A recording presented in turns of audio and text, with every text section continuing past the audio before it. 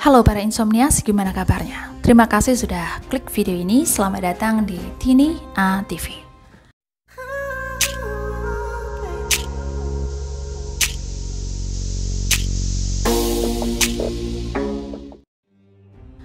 Kalau kita bicara soal olahraga apa yang paling menarik untuk dibahas? Bagaimana kalau membicarakan olahraga unik dari India? Kalau kalian pernah melihat film Sultan tentang para petarung dengan badan kekar mandi pasir, nah, ini yang akan kita bahas. Mereka bertarung dalam lumpur, berlatih selama berjam-jam, melewati tahun demi tahun tanpa bertemu keluarga mereka. Udalah Gusti, yaitu bentuk gulat tradisional dari India. Untuk menjadi pegulat profesional, Anda harus menyerahkan segalanya. Pegulat ini rela meninggalkan kampung halamannya ketika dia berusia 15 tahun untuk bergabung dengan Akademi Gulat di Kolhapur. Olahraga ini merupakan jalan keluar dari kemiskinan bagi banyak keluarga di sana. Waktu 1 dekade saja mereka telah mampu menjadi salah satu petarung top, serta bisa menghasilkan hingga $4.000 dari satu kompetisi saja. Tapi India telah beralih dari gulat lumpur ke gulat di atas matras. Dan tradisi yang berlangsung selama 2.500 tahun ini semakin berkurang peminatnya. Jadi, apa yang dibutuhkan untuk menjadi salah satu pegulat lumpur di India? Dan bagaimana olahraga tradisional ini masih berdiri sampai sekarang? Menjadi pegulat profesional harus dimulai dari disiplin. Para pegulat bangun jam 3:55 setiap pagi, setiap hari. Dia memulai sesi latihannya saat fajar dengan 200 pegulat lainnya yang tinggal di tempat yang sama. Mereka menggunakan berat badan mereka sendiri satu sama lain untuk membangun kekuatan tubuh. Mereka berlatih 6 hari seminggu di bawah arahan pelatih. Pelatih gulat di akademi ini memperlakukan para atletnya dengan sangat baik. Ikatan persaudaraan di antara mereka sangat kuat dan sudah seperti keluarga sendiri. Akademi ini telah melatih lebih dari 1.000 anak pegulat. Setelah pelatihan selesai, mereka dimanjakan seperti anak sendiri. Sore ini mereka berlatih di lubang lumpur. Para pegulat melakukan pemanasan dengan menyiapkan lantai tanah. Mereka membersihkan batu dan menghaluskannya. Lumpur tanah dicampur dengan kunyit, lemon, dan juga garam. Hal itu untuk membantu agar luka pegulat lebih cepat sembuh. Banyak yang menganggap tanah merah di pertarungan gulat adalah tanah suci karena tanpanya mereka tidak akan berkarir. Kata orang, jika kamu mendapatkan tanah liat karena ini, kamu diberkati Tuhan. Saat pertandingan dimulai, para pegulat mulai menghangatkan persendiannya dengan minyak. Yang ada di pikiran mereka yaitu memikirkan lawannya dan mempelajari gerakan seperti apa yang akan dia lakukan nanti. Dan gerakan apa yang harus dilakukan untuk membalas lawannya. Walaupun ini hanya latihan, jadi tidak ada pemenang ataupun pecundang di sini. Namun, mereka tetap memberikan segalanya dengan sepenuh hati. Pegulat tidak pernah puas dengan apa yang mereka lakukan sebelum mereka benar-benar mencapai tujuan yang mereka inginkan. Tujuannya adalah untuk menjepit bahu lawan ke tanah.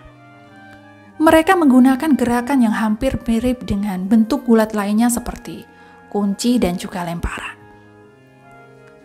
Hal yang biasa dilakukan saat pertandingan adalah mengoleskan kembali tanah lumpur saat mereka berkeringat untuk mendapatkan kekeringan di tubuh mereka. Dengan kaki tertanam di tanah, pegulat bergerak perlahan. Pertandingan nyata bahwa bisa berlangsung selama 1 jam. Bertarung sambil bermandikan lumpur sudah menjadi hal yang nyaman buat para pegulat. Hari ini pertandingan latihan selesai. Mereka mulai lelah tapi masih ada beberapa latihan yang harus dilakukan oleh mereka.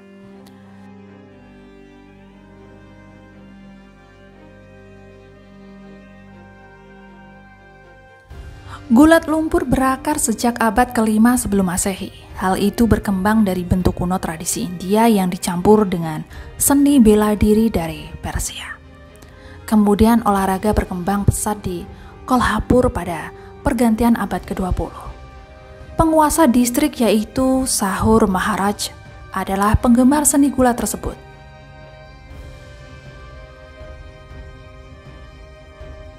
Tempat akademi gulat tersebar di seluruh wilayah termasuk salah satunya di tempat ini.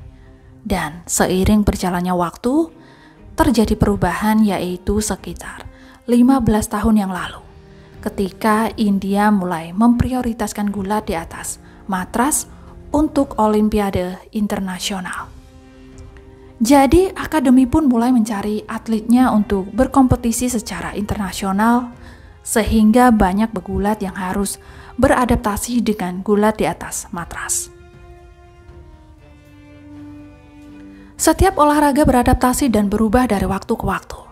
Tapi para pegulat tetap harus menjaga cara lama tetap utuh dan dilestarikan. Kompetisi gulat lumpur yang disebut danggal menarik banyak orang untuk berkumpul. Mereka membuka acara dengan upacara menari dan meniup trompet, dan juga membunyikan gendang India. Pemenang turnamen akan mendapatkan uang tunai. Hal itu tergantung pada beberapa banyak uang oleh penyelenggara danggal dari penggemar lokal mereka.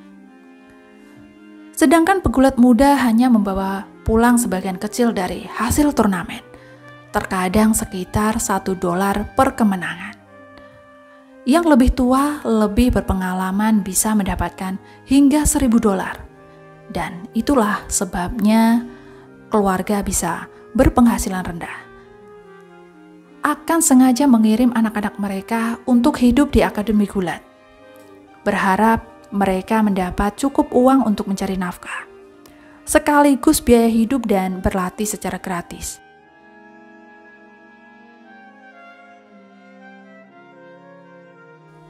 Tetapi ada sebagian besar dari mereka tidur di asrama bersama yang hanya dapat menampung hingga 50 orang sekaligus.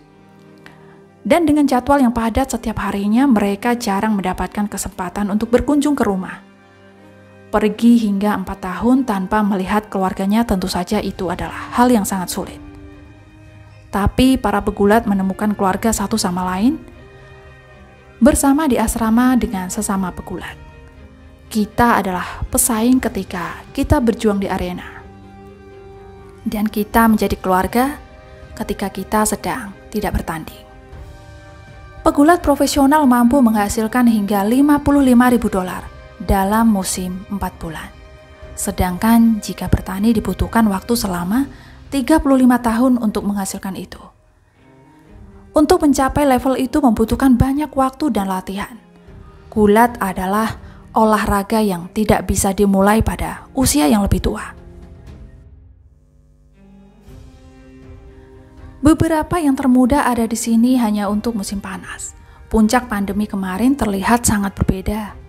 Pegulat tidak dapat menghasilkan uang selama 2 tahun ketika kompetisi pelatihan. Anak-anak yang berasal dari keluarga miskin harus meninggalkan akademi dan pulang. Mereka tidak punya uang. Pada saat itu semua akademi ditutup. Tanggung jawab atas makanan dan pengeluaran ditanggung oleh mereka sendiri.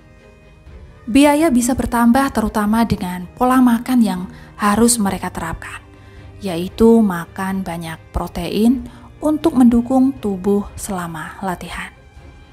Dan hampir setiap hari dari mereka makan ayam, domba, dan juga telur.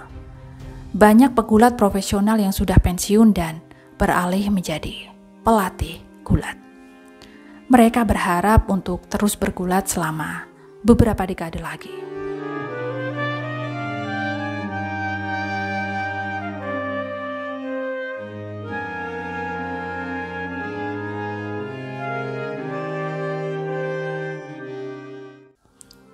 Saya Tini, sampai jumpa lagi di bahasan menarik lainnya.